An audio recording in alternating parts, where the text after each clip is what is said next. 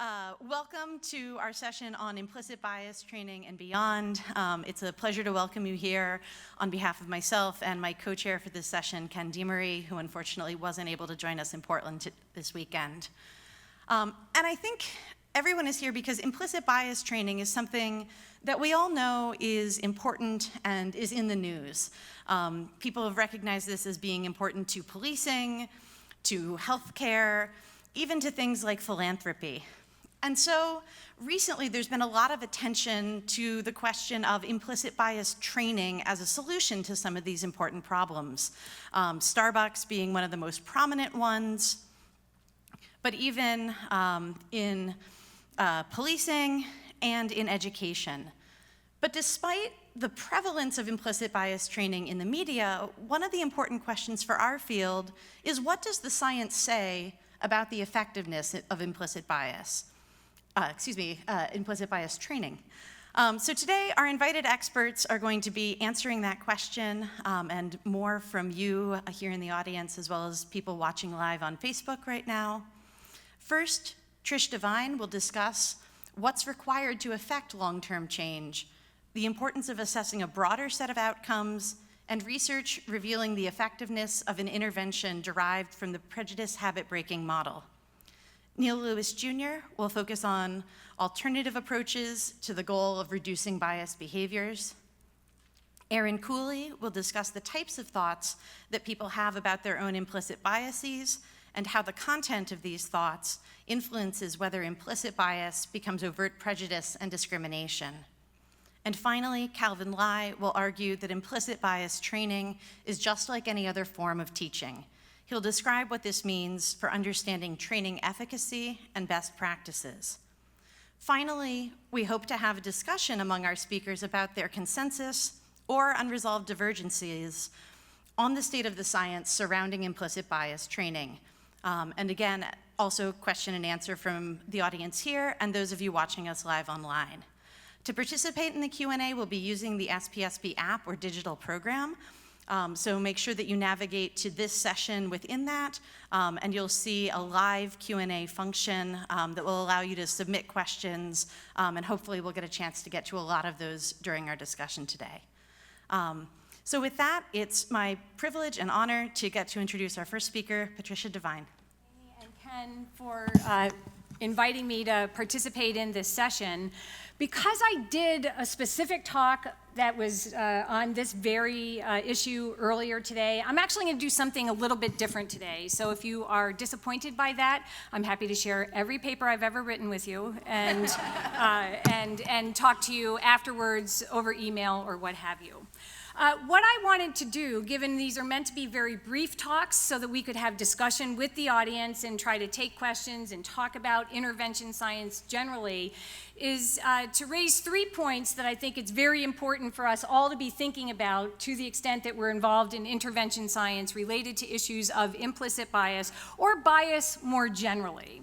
And so with regard to that, the first point that I'll invite us to take stock of and think carefully about is a distinction in the intervention science literature that Patrick Forscher and I noted when we were reviewing the literature a few years ago.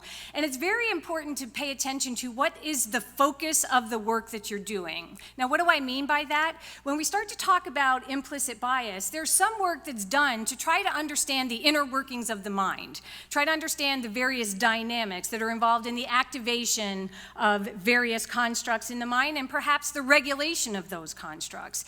But there's a second way to think about intervention science, and that would be to try to reduce intergroup disparities. Now, these investigators, these researchers spanning a wide range of fields might also be interested in subtle or unintentional or implicit bias, but not as an end in itself, but as a means to an end to try to promote fairness and equality, right? So I think it's important to take stock of what it is each of us is doing, because there are at times I should say, at times, work gets framed as reducing intergroup disparities, but actually the kind of manipulations and the approach we take doesn't really address that issue, but might be informative regarding the inner workings of the mind. And there are ways to bring those issues together, and I'll allude to that at the end of this brief set of comments, but I think it's really important to pay attention to those distinctions lest we get confused about what our goals are and have people think that we don't know what it is we're doing when we're making claims about reducing bias, reducing prejudice, and so forth.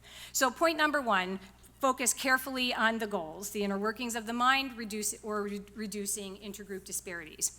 The second point I invite us all to think about carefully has to do with paying careful attention to the distinction between constructs we're interested in studying and theoretical processes and mechanisms and our measures, our indicators.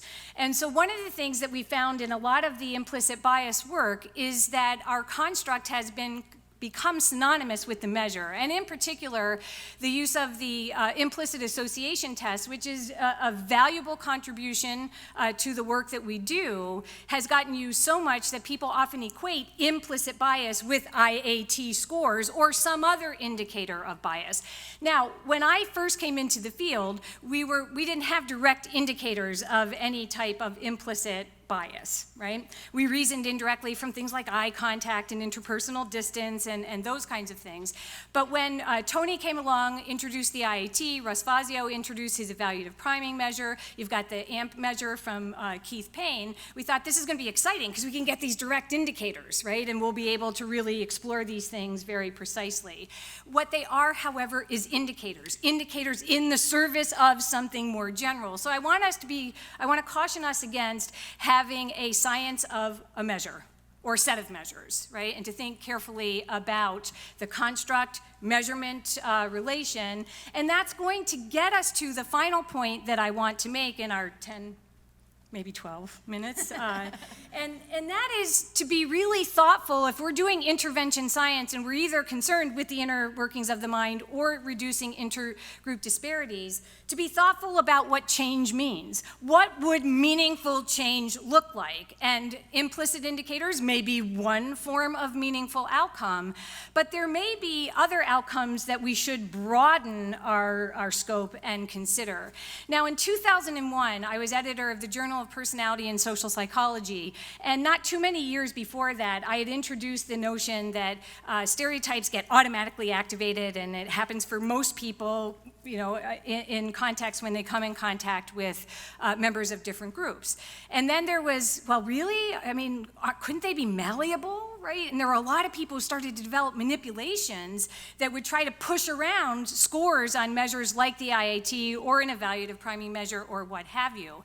And I published a special issue in JPSP at the time where some of the investigators were Margot Monteith, Buju Dasgupta, Irene Blair, among others. And what they demonstrated quite compellingly is, yes, we can push these scores around. And they were done in single laboratory sessions, and they were activities done at the behest of an experimenter. And what you saw pretty much across the board is that from pre-test to post-test, there were reductions in scores on like the IAT, again, or the evaluative priming measure or some other indicator of implicit bias. But that we can push those scores around may not mean that we've reduced intergroup disparities or intergroup bias at all. And that's something very important to think about, because once you start to think about what these measures really reflect, you ask questions about what is the meaning, what is the implication, and when you look at work that Calvin has done in one of the many labs projects, it reinforces the notion that these associations are malleable. They can be pushed around within sessions and maybe out to 1 or 2 days, but they're not long-lasting. And I would encourage people to think about, should they be long-lasting, right? If they are associations in the mind and our culture is saturated with stereotypic notions, right, and sort of the reinforcement of these stereotypes over time, what is to protect our participant once going through one of these manipulations at the behest of the experimenter from all of that other priming out there in the world? You return back to your environments, and again, you find yourself exposed to these stereotypes and your prior way of thinking and so on. So is that going to be where we're going to find meaningful change? I don't know, right? And it's an exciting time to be exploring these things. But if I was to think about a theoretical perspective within which to situate these things, I think I hearken back to Milton Rokeach, who back in 1973 published a great book. If you don't know who Milton Rokeach is, find out and read his book. All right, and if you recollect him well, but you haven't revisited this book for a long time, and I can't remember the title of the book, I will email everyone. But one of the things that he does is he talks about a self-system in which we have to think about the extent to which our values and our attitudes and our beliefs and our behaviors are organized within a system. And if you think about a y-axis going up, he talks about increased internalization, increased importance. Bob Abelson used to talk about possessing our beliefs. If you get higher up in the hierarchy, those are the things that we care about. Those are the things that are important to us. And if you go down in the hierarchy, basically what Rokeach argues is if it's high in the hierarchy, it's hard to change. If it's low in the hierarchy, it's easier to move around. Implicit associations didn't even exist in Milton Rokeach's time, and they would be way down in the hierarchy. Moving them around does not necessarily mean change. So I want to sort of close with just one general thought, and that is meaningful change can't be something done to people. It has to be something you invite people into, and you create the opportunity for them to work as agents of change within themselves to achieve the goals of reducing intergroup disparities, if that is your goal. That is mine, and allow them, prepare them, if you will, for what the nature of the challenge is. There are these spontaneous thoughts and biases that get activated even against our best intentions. And I believe that meaningful change is going to be an intentional process where people understand the nature of the obstacles to change, and you equip them with the tools that would assist them in the pursuit of change. Now, I'm not going to go into the data because I probably went longer than 10 minutes already, right? Oh. Oh, wow, I have 3 minutes. So those ideas, to which I was just alluding, are the essence of the prejudice habit-breaking model that I've been working on over the last 20, 30 years. And essentially, what we try to do is to help people understand the nature of the challenge, as I said, to equip them with tools, and then what we try to do is to evaluate whether the outcomes beyond implicit bias, measures like the IAT, show change that we would anticipate being important if in fact they are making progress in achieving their goals. And we find things like, do they care more about discrimination as a social problem? We see increases in that over time, out to 2 years. Another lesson, measure things over time. We see increases in that for those who go through our intervention compared to controls. People notice, they start to tune into, become aware of when it is they are most vulnerable to displaying bias. And that turns out to be important. In our intervention, we teach them about those things because those are the leverage points where you get to interrupt the process and do something else that is more consistent with your values. We've looked at a wide range of outcomes from self-reported to behavioral outcomes, and we've also looked at IAT bias, right? Because we've used it as an educational tool that would help us to help people to reveal to people their own vulnerability to their biases. But the central goal is to empower people to change. If they don't feel empowered, and they don't feel as though they can be efficacious in the process, no progress is going to be made. And so there was one thing I forgot to say, if I could circle back to a point I made earlier about being clear on the distinction between the constructs and the priming, the constructs and the measures. One of the things that we find in our intervention science literature right now, and this is why I want to encourage caution there, is that there is a fair amount of variance in how people describe implicit things. They say they are attitudes, or evaluations, or stereotypes, or Tony's recent terminology of automatic cultural filtering. And we have to think about what each of those things mean. Attitudes seem to suggest that you endorse it at some level, right? Or stereotypes might say knowledge. We need to be more precise about what those constructs are if we are going to try to affect change and try to explore the implications of that. I may make one final point with regard to the malleability of these biases. We can push around those scores, but one of the things that we have not seen good evidence of is that when we push those scores around, there is a direct connection to behavior from those implicit indicators, right?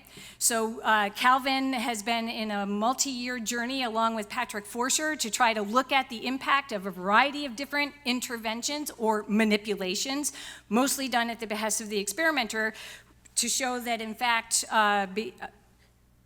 32 seconds, okay. To in fact show that the implicit associations could be pushed around. One of the striking things in the meta-analysis that Calvin and Patrick did is that very infrequently did people take the step to look at behavior. We need to look at behavior. We need to consider the impact of these interventions on those kinds of outcomes. And then the second thing is that even when the implicit associations were moved around, there was no direct impact of that on behaviors when it was examined, all right? So we have 3 points. They all are saying just be thoughtful, careful in the conduct of the science. So one, note that there are distinct approaches, okay, focusing on the dynamics of the mind or reducing intergroup disparities. Be very clear, cautious, and thoughtful in the distinction between constructs and measures, and then be very careful and thoughtful about what kind of change matters. And I invite all of us to broaden our outcomes so that we could get an understanding of the interrelationship between the various outcomes and whether we are ultimately achieving the goal of reducing intergroup disparities. So thank you.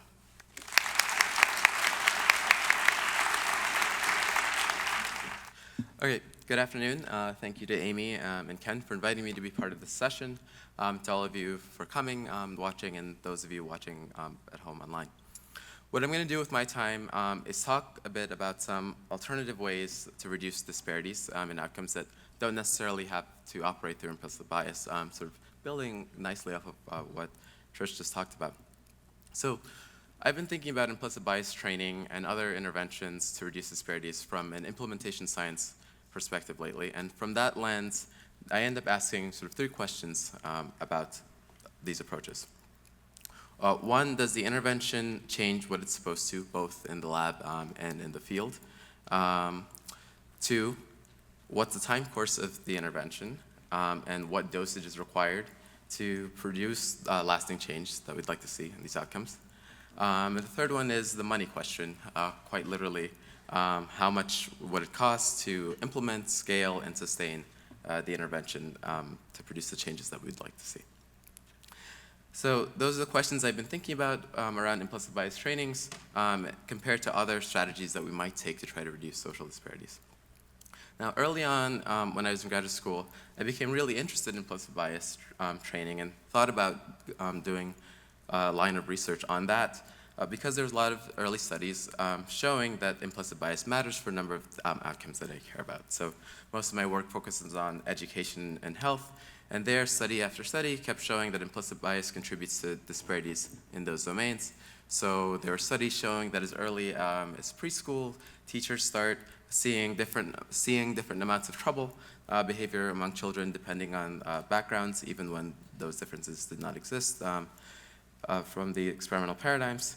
Those perceptions go on to influence a number of important outcomes later. So Jason Konafua and Jennifer Eberhardt has shown that this ends up mattering for things like disciplinary outcomes later. So this can have a number of important downstream consequences. In the health domain, implicit beliefs about biological differences in pain tolerance between blacks and whites, for example, produce different treatment outcomes recommendations.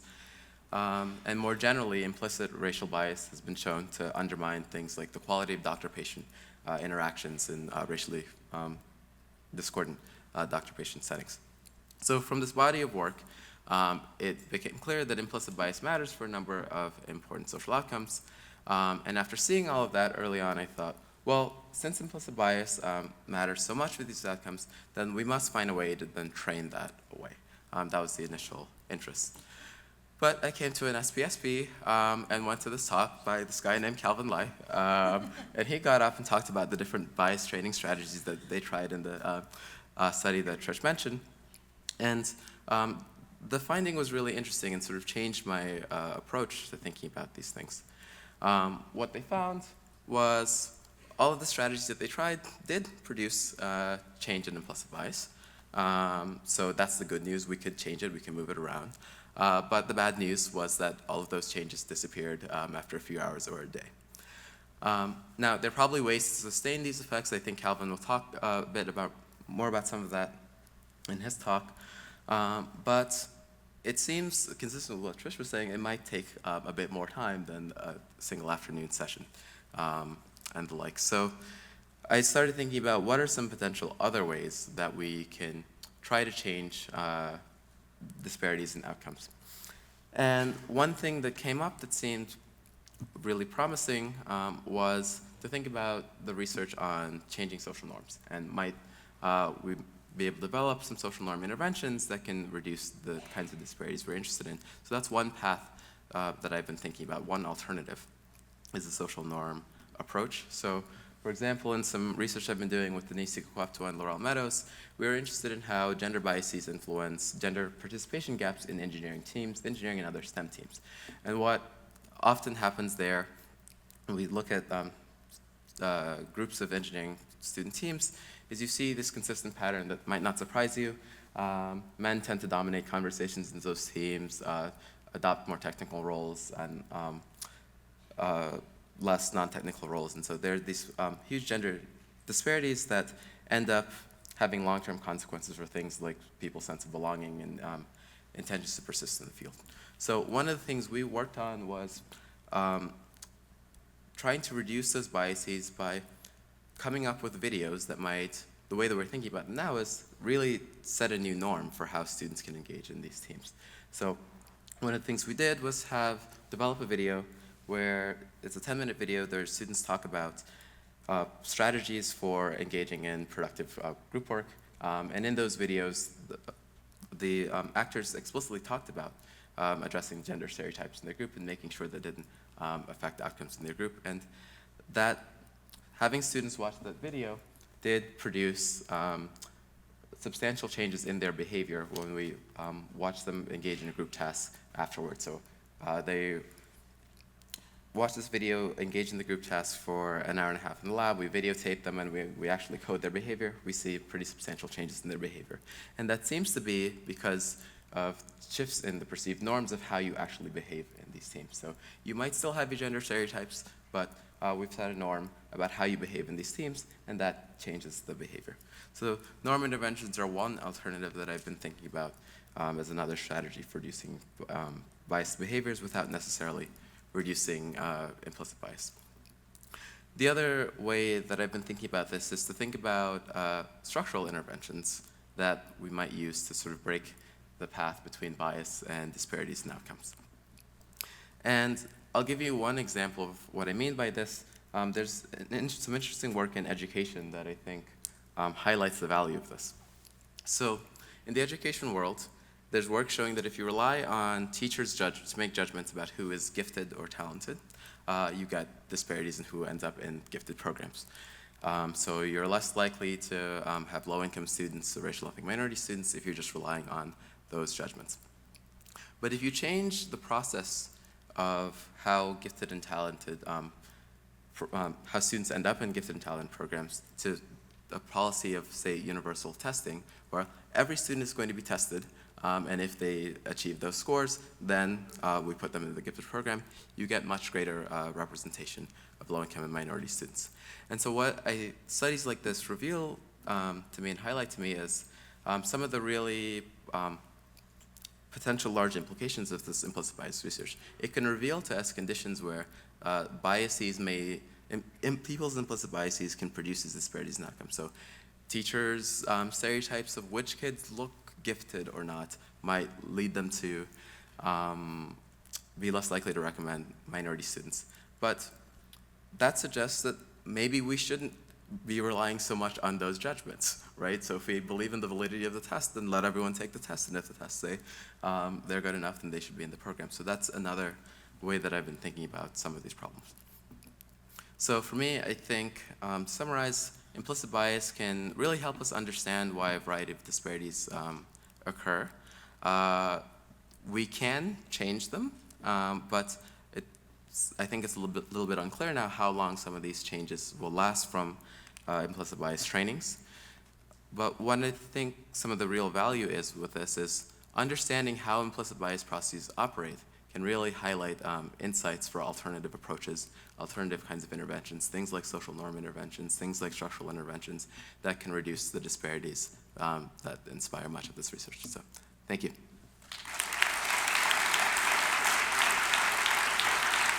Okay, so when we're thinking about these implicit bias trainings, we often think about the goal, or we originally thought of the goal as perhaps trying to change the implicit biases themselves. But as Trish and Neil have pointed out, although we can change these implicit biases in the short terms, and we have a fair amount of interventions that can successfully change these implicit biases in the short term, this doesn't seem to lead to long-term change. Likewise, even when we do shift these implicit biases, it doesn't necessarily lead to shifts in the expression of prejudice, the expression of discrimination, which arguably are equally, if not more important outcomes.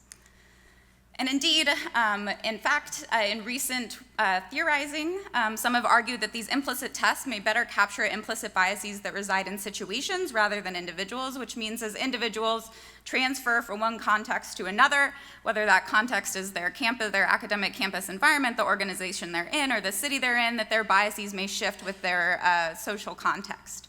And so given this, in the work that I'm going to talk about today, our research is focused more on manipulating the ways that people think about their implicit biases, the meaning-making process they engage in when these biases come into awareness, rather than trying to tackle changing the content of those biases themselves.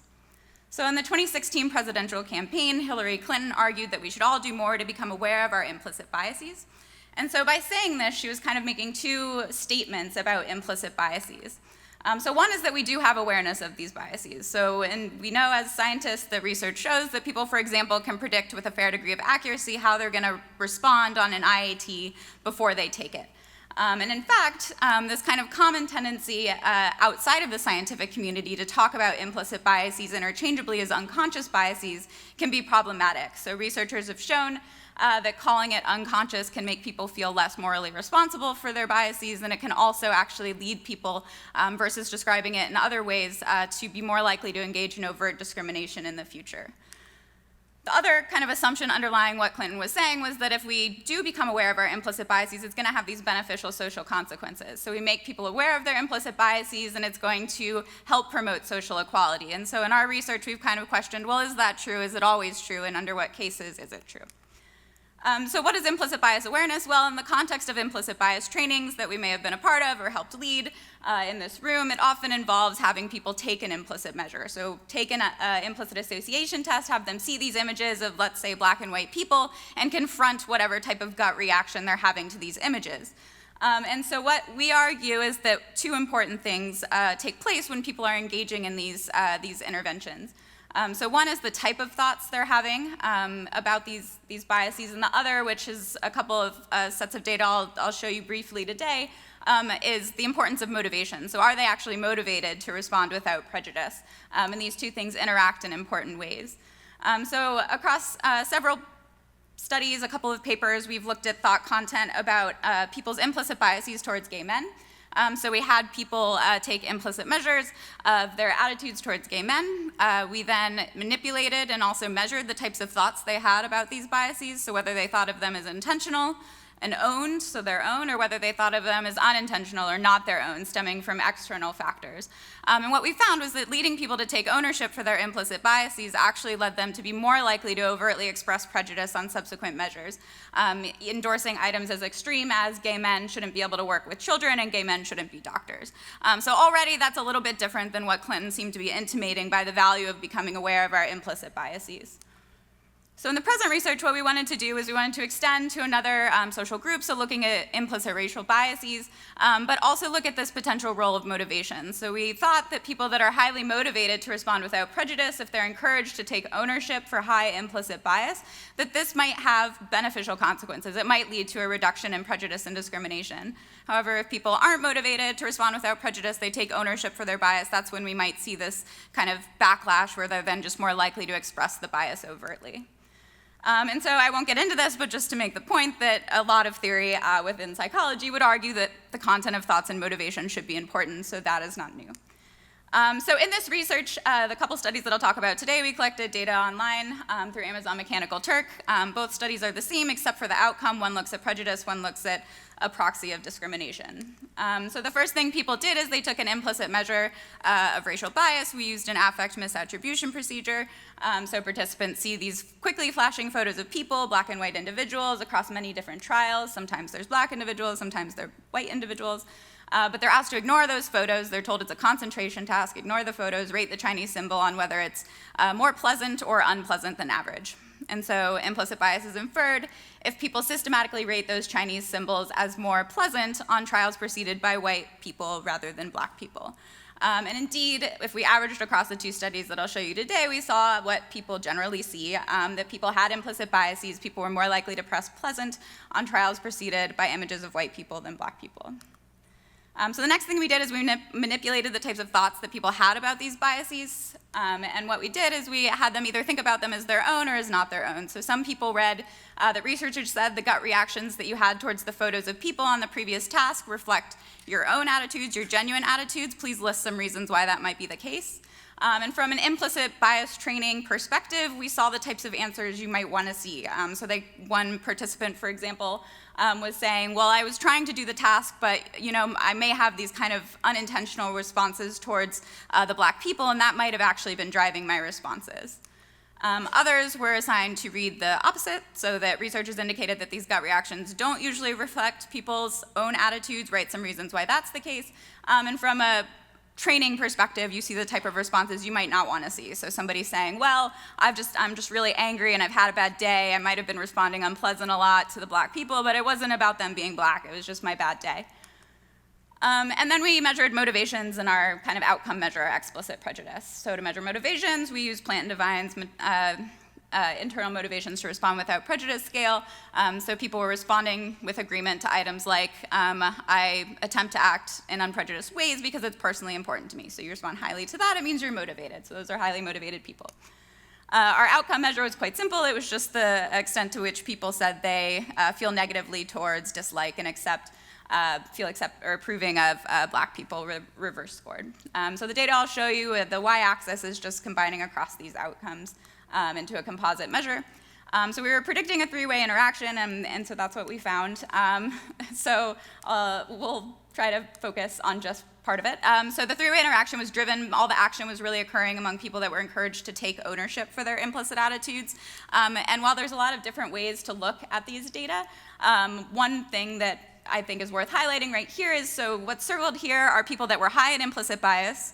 They were encouraged to take ownership for that bias, and you see that there's these diverging consequences based on their motivations. So if they were at high in motivations to control prejudice, you see what you might want to see. You see this bump down, you see this kind of negative correlation between their implicit and their explicit bias, as shown by that line. But when people were low in motivation to control prejudice, they took ownership for that bias. They just expressed it explicitly. It became explicit prejudice. Our next study was the exact same. We just tried to look at a behavioral-like outcome, and we chose donations, but everything else was the same. So what we told them was, as a part of the study, at the very end, we said we're trying to give back to our local community. The researchers are going to donate $115, and we're letting participants give us some advice on where we should divvy up that money. And we did make donations to both charities as a part of this study. So participants were asked, do you have $115? How much would you like to direct towards 100 Black Men of Syracuse, which is dedicated to helping black people, versus a charity that didn't have race mentioned that was dedicated to helping people with eating disorders. So on the next slide, racial discrimination was kind of operated or calculated as the degree to which people divvied up money away from the black charity.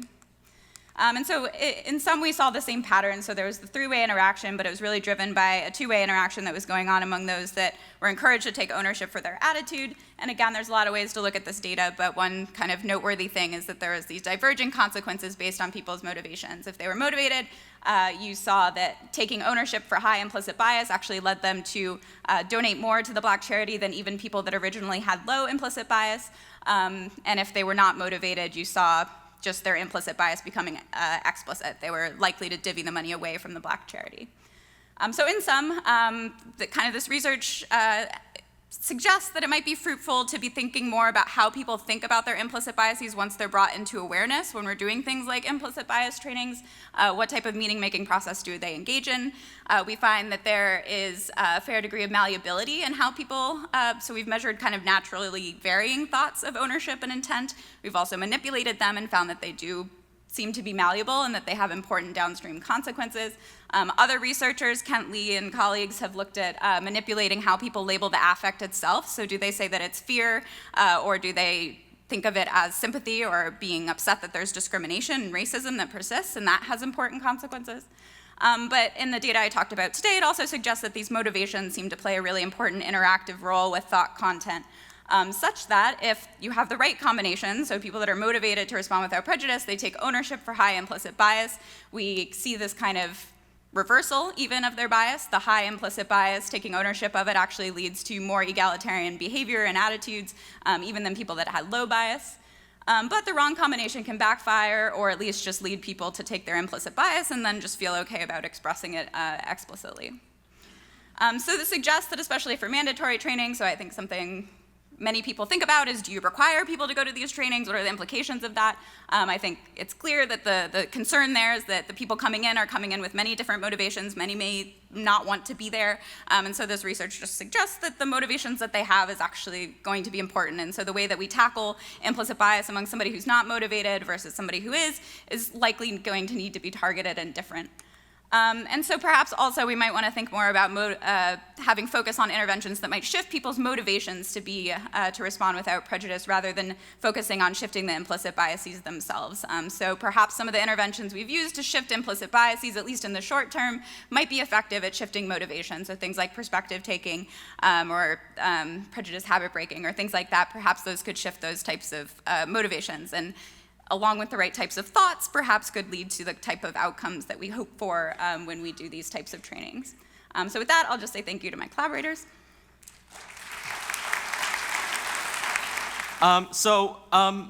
Many of you, I imagine, came to this session really to just kind of answer one question for yourself. Does implicit bias training work or not? That's also been the interest for many members of the public and the popular press. So if you were to just take a quick scan of the headlines, you have these headlines that are like, does unconscious bias training really work? I can't read what that says anymore up here, but something, something Starbucks, will it work? Blah, blah, blah. Will these implicit bias trainings actually work? And one of the observations that I've noticed is that when us psychologists are talking about implicit bias training, we often go straight to this work on, can we reduce these implicit biases, right? If we show them the right set of counter-stereotypical role models, or we just flash pictures of Black individuals with the right set of positive stimuli, will that make the difference? That is not at all what the public is thinking about when they're thinking about implicit bias training. It seems that really they're thinking about these professional development sessions. Many of you are familiar with this. You go into some type of room, there's some facilitator, they educate you about biases, and something happens. I think within my first year as a faculty member at WashU, I was required to take, I think, about 3 or 4 of these. So I've had a lot of personal experience. And what you can notice when you're looking at these sets of professional development experiences that we're often exposed to in our organizations, our schools, our companies, is that it can mean a lot of things, right? On one end of the continuum, you have ones that are really basic, right? You sign on to your human resource training module, and they go through this kind of narrated PowerPoint slides with the iceberg about the unconscious bias and the id and the ego stuff. But then the other extreme, you've got these kind of quite intensive trainings that perhaps may last up to 3 full days with expert instructors who have you take these kind of really hands-on activities. So it seems there's a lot of diversity in terms of what we mean when it comes to implicit bias training in these kind of professional contexts. But despite all of this diversity, it does seem that implicit bias training also means just one thing, right? There's a shared feature, a shared central element about all these different types of implicit bias trainings, which is that they are ultimately efforts to educate people about these kind of implicit or hidden biases in everyday life. So I looked at this definition and I thought, well, if it's efforts to educate people, does that mean that, wait, implicit bias training is just teaching? That's all it is? That it's just education? If so, that kind of really changes how you might interpret the question of, does implicit bias training work? It might seem a little bit more silly. It might seem a little bit more ridiculous. And to kind of pump your intuitions on this, I'd like you to instead consider the question, does teaching math work? Of course, there's not going to be a yes or no answer to that. The answer is going to be, well, I mean, it depends, right? We're academics. That's like what we're trained to say in almost every situation, and it's not any different here, right? When it comes to teaching math, it's going to depend on what type of learning outcome you're talking about. Are you talking about learning how to add, or are you talking about whether they're better critical thinkers a couple years down the line? What are they teaching? Are we talking about teaching addition here or teaching calculus? Who is learning it? Are we talking about third graders, or are we talking about math majors? Who's teaching it? Am I trying to teach you calculus, or is it someone who actually knows what calculus is? Somehow I never took calculus. Anyways. And what are the actual teaching practices that they're using, right? Are they using some of the active learning stuff? And so when I think we're asking ourselves the question, does implicit bias training work? We really have to shift our mindset, right? We have to start thinking about what are the actual relevant learning outcomes and be specific. What is the actual kind of content that's being covered in these implicit bias trainings? What are aspects of the audience that matters? What are aspects of the teacher that matters? And finally, what are the teaching practices that we're using? Some of them may be more or less effective.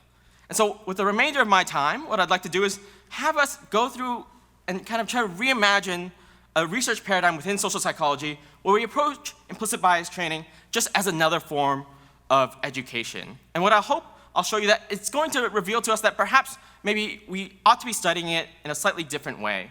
Some of these kind of findings are already kind of out there in the social psychological organizational literature. They haven't been quite organized together yet, so hopefully we can start to build a more cumulative knowledge base for understanding the conditions under which implicit bias training will be effective for a variety of learning outcomes.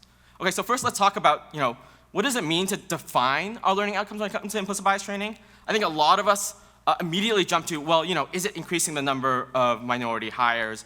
Is it kind of affecting a lot of these huge kind of big ticket outcomes like the composition of a university student body?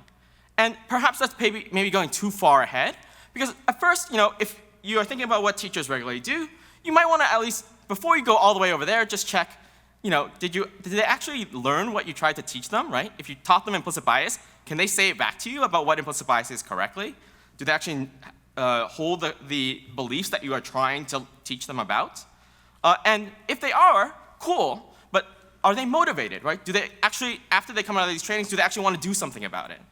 And then perhaps after that, you can start to kind of look at these questions of what are the kind of downstream behaviors that are being changed? If someone says that they intend to act on these things, do they actually follow through a couple months later? Are there changes in kind of compliance to policy initiatives related to bias reduction and so on? A second thing is content coverage. As I think some of the previous speakers shown, there's a lot of different ways that you can frame and discuss implicit biases. On one extreme, you can talk about them as if they're totally out of your control, you have no volition over them, but other ways may be more productive in terms of giving people agency. So framing it in terms of responsibility or framing it in terms of a habit, some of those things may be more or less effective for driving some of these educational outcomes. And even when it comes to designing or implementing structural changes or policy changes, you do have to train people on how to do it. So perhaps we can look at how effective it is to train managers on some of these structural policy change initiatives, right? Reducing discretion in evaluation and so on. A third thing that seems to is almost definitely going to matter a lot, as Erin Cooley has already shown, is whether or not, when it comes to the people attending these professional development sessions, the people are motivated or unmotivated, right? So if you're speaking to an entire, audience of police officers that are required, to attend this mandatory diversity training by law, the type of approach you might want to use there is probably going to look quite different from if you walked into a room as a facilitator and it's a bunch of kind of HR managers that are super eager about how to reduce bias in their companies, right? Because now you're teaching to the choir, and so that seems to imply that maybe your approach should be more about figuring out how to teach that choir to sing better, right?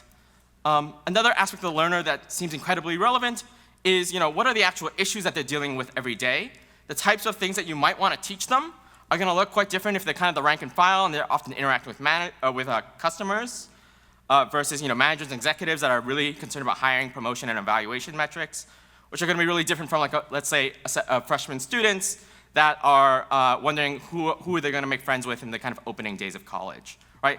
Each of these are going to suggest very different approaches for how we target our implicit bias training and what the types of learning outcomes we're interested in. A fourth factor that's going to matter is who is the teacher, right?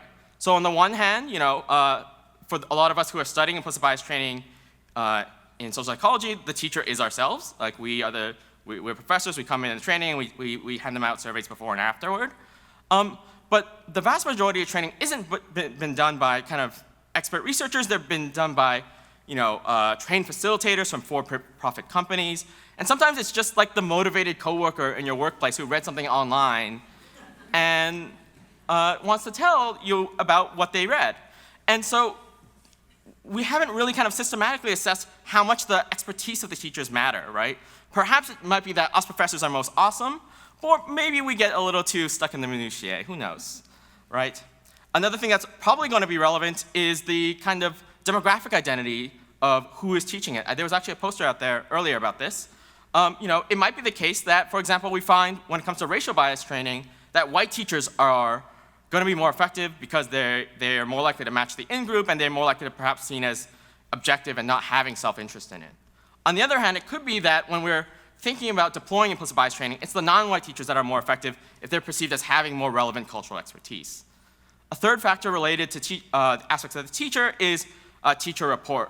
So in some of the work that my lab is doing with police officers, we've been kind of developing some evaluation, and one of the things that we often hear from officers is, ideally the trainer would be another ex-officer, right? I don't know what it's like to go out night after night worried about being shot by who knows what, but an ex-officer is going to potentially be able to sync up with trainees better than someone like me would. Other things that are going to matter is whether or not they're using kind of active hands-on exercises to apply the lessons of the implicit bias training, or it's something more like a typical lecture format. And then a final kind of point on this is, I got 2 minutes? Okay. Is how long the training is, right? I think we sometimes think, wait, there wasn't any kind of downstream change, but like if it's only a 1-hour lecture, we probably shouldn't expect so much compared to if it's something that was a more intensive 3-day workshop, which I think leads me into kind of my final point, which was inspired by a conversation I had with my significant other, Kristen, who I think is watching the live stream. Hi. And she's a high school biology and chemistry teacher in St. Louis Public Schools.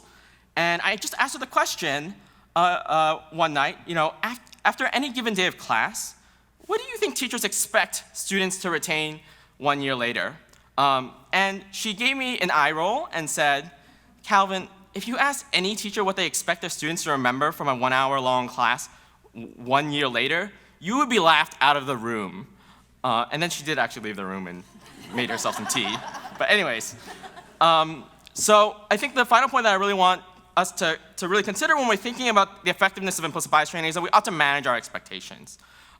When we look across the educational literature, educational intervention effects on student achievement tend to be small, right? So really kind of no-brainer things like reducing class size, space practice, and assigning homework have effect sizes of 0.3 or lower.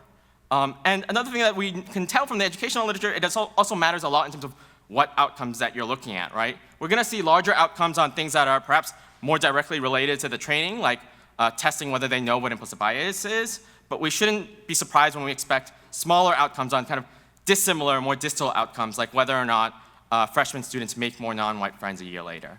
So just to sum up, really, implicit bias training is just teaching, it's just education, it's not special, don't make it more than it is. eliminate some of this kind of all or none thinking about efficacy and instead be specific about what are the actual relevant learning outcomes, study some of these factors that are relevant to teaching efficacy, and just be humble if the effect sizes come back and they're smaller than you might want. Changing minds is hard, creating social change is difficult, but that doesn't mean it's not worth doing. And with that, I'd like to thank my lab. If you'd like to download my slides, they're over here. Thank you.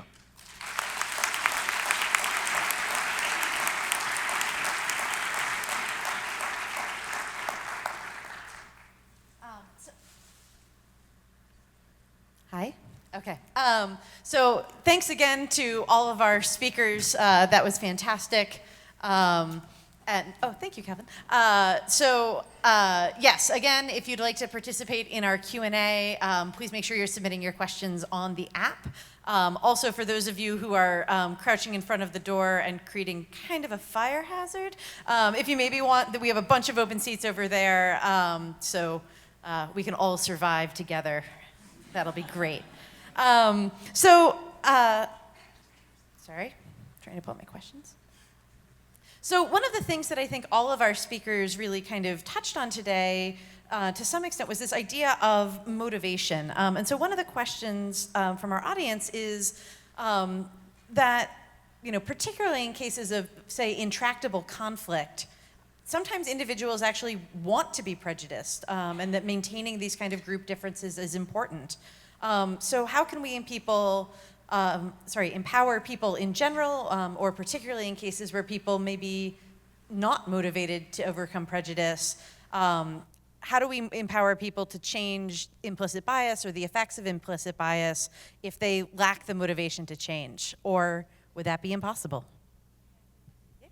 So one thing I would say is implicit bias doesn't matter in that context because they don't want to change, right? They don't have the motivation that would drive any type of effort to try to work on promoting change. And so I don't think all is lost, but you have to take an entirely different approach. That these types of trainings that people have been involved in are not going to reach those people, they're not going to care. And so you have to think about alternative ways to introduce the possibility of them thinking differently in ways that are not threatening to them. And that's, if anybody figures that out, you will be famous. It's been a long-standing issue in the field. It's not just education, because people know what the statistics are, right? There are a lot of things that it is not. And I haven't quite figured out what would be effective, but we talk about it a lot. We're continuing to speculate about it, and hopefully we'll make some progress. Yeah, just to quickly follow up on that, that's part of what got me down the path of thinking about the structural things. Not everyone's motivated to reduce their prejudice. And even going through the process of these trainings that will take the time for the reasons that many of us have talked about, others still have to deal with you while you're working through those processes. Your decisions can affect other people's outcomes, so that was very clear in that teacher example. And in that case, we've got to limit the opportunities for that bias to manifest and negatively affect other people's lives. So it's these sort of lack of motivation questions that really got me thinking about some of the other structural interventions that we might have to take.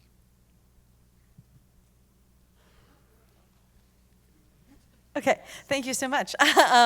So another question that I think is particularly salient given some of the corporate contexts in which implicit bias training has come up is how do we avoid having implicit bias training be used as an opportunity for organizations to feel good about themselves by having done an intervention, the quotes are in the original, rather than enacting more difficult or lasting change, and especially Neil, given the fact that you point to the importance of structural factors.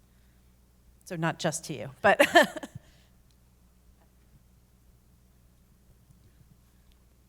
Yeah, so I think it's going to be difficult, especially as you see the kind of proliferation of these for-profit diversity training companies. So there's going to be a lot of incentive to potentially kind of exaggerate the effects of these trainings. I know that when I kind of go out and do these trainings myself, I make it very clear that this should be seen as a stepping stone, right? Like, potentially you can use this training to maybe get more buy-in when you introduce some policy initiative a couple months later, so that when you tell them, to, for example, run some standardized tests on applicants, that they actually use the information in a proper manner. But I do think that there is a worry about implicit bias training being misused as a type of kind of, diversity theater. So, for better or worse, I've had the opportunity to talk to a lot of representatives of corporations, law firms, tech companies, lawyers, I already said that, medical people, and so on. And, it's just my intuition here, so I don't have systematic data on it, but I don't think they're pretending. I don't think they are just saying, we're going to do this and now check, we are done. And what they're really interested in is finding out how to sustain the discussion, how to ensure that there are lasting effects. What could they do as a follow-up? And I don't, there may be some of those, I want to just check a box. But even with Starbucks, who got taken to task a lot by a lot of people, I was a little bit privy to some of the background work that they did. Now, they did no systematic evaluation, so it actually wasn't very useful, what they did, potentially. It might have actually produced counterintended effects, and you do need to know about those things. But I don't doubt the sincerity of the motivation, that they wanted to ensure that their customers are treated in a fair way, that their staff is treated in a fair way. And I think that you can build on that goodwill. It doesn't address the first question very well in terms of those who are not already experiencing that goodwill. But I don't think we should necessarily be all that cynical about organizations and their interest in trying to address these issues, creating equity for their employees, ensuring that each employee has the opportunity to succeed and get a fair wage and do those things. At least I don't, maybe I'm just too optimistic, but I don't doubt the sincerity. And to the extent that the collective efforts that we develop could assist them in that regard, then good on us and good on them.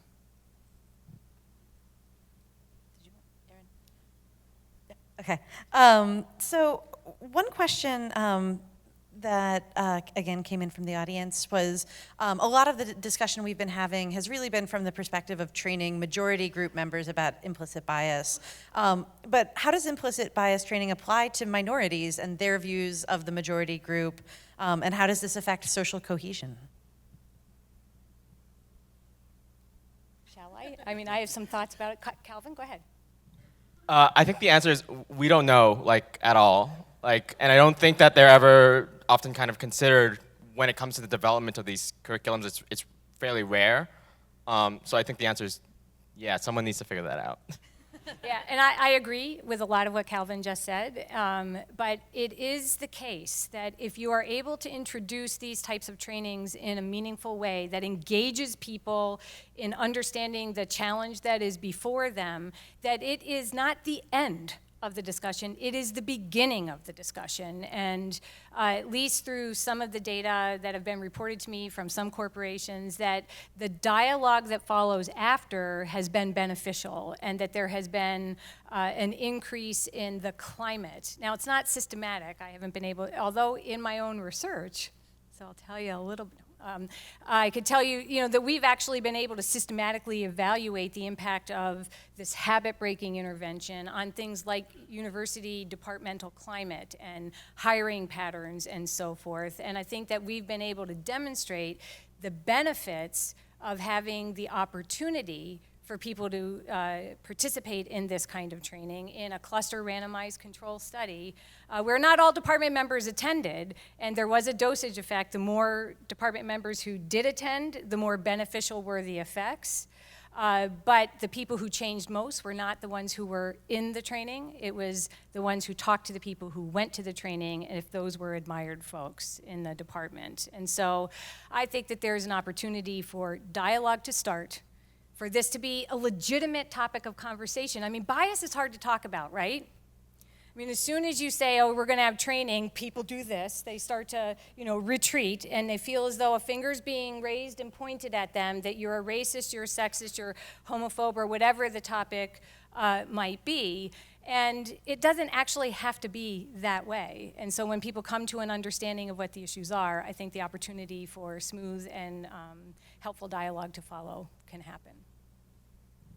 So actually, to follow up on that, another question from the audience was kind of exactly the point that you just raised. So to what extent does a fear of being labeled as racist or otherwise biased or otherwise feeling shamed after becoming aware of implicit bias impact the effectiveness of training? And if so, how should trainings address that problem? Yeah, that's a great question. So I think in many ways that's actually one of the kind of strengths of implicit bias training relative to other forms of diversity training, because it kind of starts from this kind of perspective that this is, just an aspect of our mind that we might have whether we want to or not. So there's not as much as kind of moral blame attached to it typically when it's framed to people. I know at least, and I think this is in your model as well, Trish, like a lot of times when you start to talk about implicit bias to public audiences, it's really important to kind of maybe start a little bit slow. So like I think a common thing that I like to do when I do it is we do the Stroop task first, right? Just to show that there can be these unconscious processes that can block us from doing what we want to do. And I think when you kind of slow play it with the kind of like easy crowd-pleasing stuff, it makes it a little bit easier to kind of get into the harder content later. One thing that I've just been thinking of as we've been answering these different questions is, so you pointed out the importance of who the facilitator is and their race and things like that, but I do think that there is perhaps better consideration that could be done of who's in the audience and how that's going to interact with who's facilitating the training, because I do think that going through these trainings feels very different if you're a white person who's worried about seeming racist versus if you're a person of color who's worried about listening to white people work through not wanting to seem racist. And so I think thinking through how those things interact and how that leads the training to unfold is probably worthwhile and probably not done as often as it could be. Well, I'll just add one other thing, because I agree with both what Erin and Calvin are saying, but the reality is these biases are supplied to us by culture and learned through ordinary socialization and learning processes. And the fact that people may show bias on a measure such as the IAT suggests that they are ordinary. They are byproducts of their learning histories, that these biases are, I assure them that they're extraordinary in other ways, that helps, but these are ordinary kinds of biases. They are pervasive, but they don't, as Calvin just pointed out, imply a moral failing. But recognizing them and starting to think about what you could do to address them creates an opportunity for people to get engaged. And if you can empower them then to figure out what steps to take to address the issue, I think that you get people on board in ways that are less threatening. Erin was pointing out the issue of, well, what about the experience of minority people in these trainings? And sometimes it can be difficult, but the reality is everybody has biases. And so they might have biases directed toward other groups. And so it's a common issue and challenge that people can recognize, and it allows them to work through the issues, often together in a way that there's a shared experience. Thanks. So actually, you all are doing my work for me. I was going to springboard to exactly that point that Erin raised, and one of the questions that's come in was that I've seen in organizational trainings that minority faculty leave feeling even more alienated and sometimes re-traumatized. And so what are the thoughts about how best to differentiate the curriculum or structure the curriculum using Calvin's analogy that implicit bias training is teaching?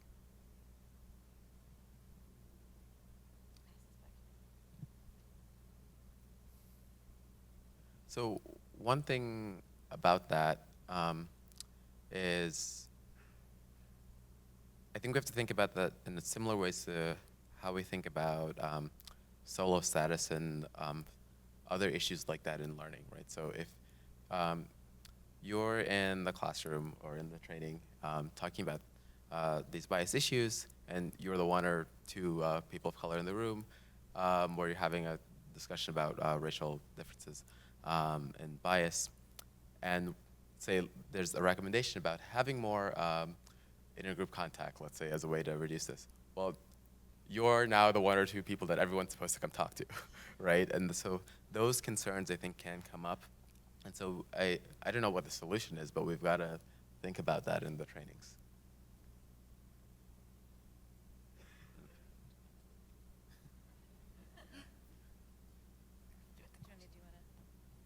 Anyone else want to touch? So the question was, again, kind of to the point that Erin had raised, that the experience of, for instance, in an academic training, yeah, okay.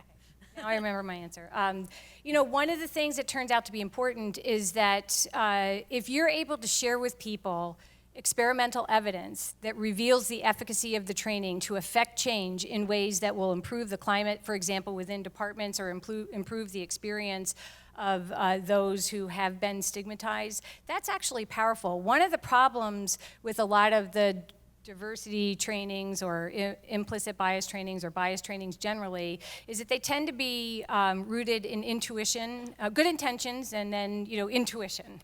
And they really want it to work, and it seems like it should work, and then there's no systematic evaluation of what we do. Betsy Levy-Pollack has suggested that any type of intervention that is done toward the end of trying to address issues of bias should be held to the standard of, the ethical standard of testing of medical interventions. That you need to do the randomized control studies to know that you are producing beneficial effects without the adverse kinds of consequences. And I subscribe to that notion myself, and that's one of the reasons why we've worked so hard over the last 12 or so years to test the impact of the prejudice habit-breaking intervention so that we could evaluate, not hope, but evaluate the extent to which it produces beneficial effects without adverse effects. Great, and I think that actually dovetails nicely as well with Calvin's model of teaching, that measuring outcomes is important. So to pivot a little bit and combine two questions. So one questioner asked sort of, what's the point of trying to change minds or reduce implicit bias if people can't act on these changes either due to lack of structural or environmental changes? And speaking, I think, specifically to Neil's talk, shouldn't we be focusing on systems instead of putting the onus on people? And then another question, somewhat more hopefully, is what can social psychology offer to studying and implementing structural interventions? So what's the point, and what can we offer structural intervention? And Calvin's going for the mic. Sorry, this is one of my soapbox things. I feel like I don't have to convince too many people here, but systems are made of people, right? If you want to introduce a systemic change, there's a person that has to decide that they want to make that change. They have to decide how to implement it. And then someone at the other end of the line, right, the person who's actually on the hiring committee, has to make the active efforts to comply with that systemic change or not. And so I think one of the places where you can really kind of marry these two ways of thinking about change is you can have the systemic changes and you can have the kind of individual level trainings to make sure that there's the appropriate buy-in, that they know how to implement these things properly, and they also kind of assess it to make sure that, they're not doing something bad by accident. Yeah, I once again agree with Calvin. And actually, I think some of the suggestions that he's talking about are right on point. I mean, institutions are made up of individuals, and individuals can, through their actions, affect change within organizations. But one thing I will suggest is that all of these efforts are going to be most effective if there is perceived institutional support for any of the individual efforts. I mean, if you get buy-in by the administration, and if you get buy-in by the police chiefs, and if you get buy-in by whoever is in charge of an organization, that sets what the context is in which these things play out. I've had the good fortune to start a study with police officers with Patrick Forsher, but one of the things that we did is that we got actually current active officers to serve as co-facilitators for the training. They learned what all of this stuff was about, but as Calvin said, it's absolutely right. I don't know what it's like. I went on one ride along, and they made me stay in the car when anything bad happened. And so I didn't really get to see the kind of vulnerability that people would really experience when there are intense circumstances. But there are aspects in which I think the ultimate training is more effective for the personal background and experience of the officers to enhance the kind of points that might come from the social science evidence. So to the extent that you can elicit institutional support, I think you are paving the way for the opportunity for these trainings to be successful. And to sort of follow up on that, do you have thoughts on what we as a science can be offering to get institutions on board, or, yeah, to produce some of these broader changes? And again, I know Calvin's point that institutions are made up of people, but other thoughts? Well, I think that last point that I ended on is speaking exactly to that issue, that I think by studying implicit bias in the systematic ways that we do, we learn about conditions under which different kinds of institutional changes can be made. So learning about the process is critical for figuring out what the right interventions might be. So, and that's interventions both at individual levels, groups, and higher order institutions. I think one of the big things for the next kind of 10 years of research will be to, kind of walk outside the comfort of our own labs and collect some of that field evidence, because I think a lot of times when we have that lab evidence that's extremely well controlled, that we think is generalizable, when we show it to stakeholders in the real world, they're a little less convinced, right?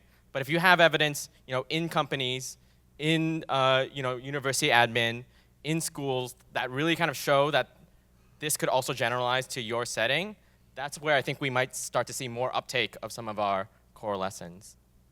Great.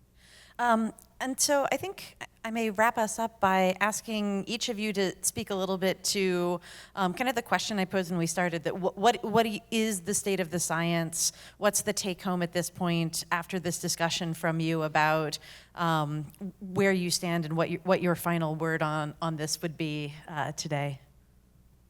It's in progress. We're working on it, and I would actually just harken back to the 3 points I made. Be thoughtful about what you're trying to accomplish. Be very thoughtful about your constructs and measures and what those really mean and what you think it is that you're affecting change on, and whether it can be consequential. And then to really think about what meaningful change is. And as Calvin just pointed out, it probably can depend a little bit on the context in which people find themselves. It could be hiring, it could be police shootings, it could be educational attainment. I mean, there are a lot of different things, so you have to pay attention to the outcomes that matter. If your goal is reducing disparities, focus on those things. If your goal is to understand the inner workings of the mind, focus on those kinds of measures. Yeah, I agree with everything Trish just said.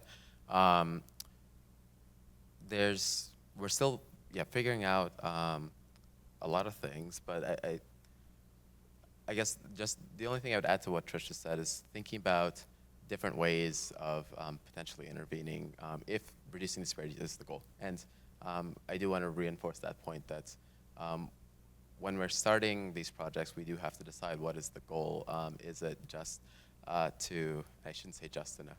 I don't mean that in a negative way. Is the goal understanding some basic science process? Is the goal trying to figure out how does the intervention work in different contexts, which is also informative for our theories. But we have to really define a clear DV that we're trying to change. And looking at producing a change on one set of outcomes, say the IAT, might not translate directly to other kinds of outcomes. So we really have to think about what are the mappings between these different constructs. So that's where I think we've got to move in the future as we work on interventions in the field and elsewhere. Yeah, I find the work that Calvin and Devine and for sure have all been doing kind of looking at a kind of more big picture on what it means to change implicit biases and whether that's really where we should be targeting our attention. And it seems increasingly like changing them, their content is increasingly less of focus, and I think that that's helpful to know. I think thinking about implicit biases residing in situations. So some of the work that Keith Payne's been doing about this idea that it's contextual, and doing things like taking down Confederate monuments on campus and increasing faculty diversity can actually shift kind of group level biases that pass through the minds of individuals, I think kind of gets at the importance of structural changes and the social norms that we create in the environments we inhabit, but also thinking about kind of the interaction between, who's doing the trainings, who's in the audience, what are the, it's probably a very individualized situation of what works and when, and maybe spending more time thinking about those factors. So what's the question again? Last thoughts? Oh, implicit bias training is just teaching, right? Much of what you know about teaching as people who teach generalizes to how you think about implicit bias training. Nothing more, nothing less.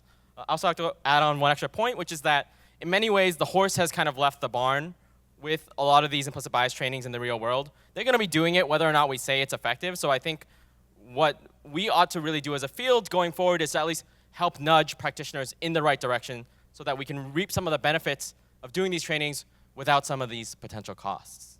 Thank you. Well, I'd like to wrap up by asking everyone to thank our panelists again today for an amazing session. Very much appreciated.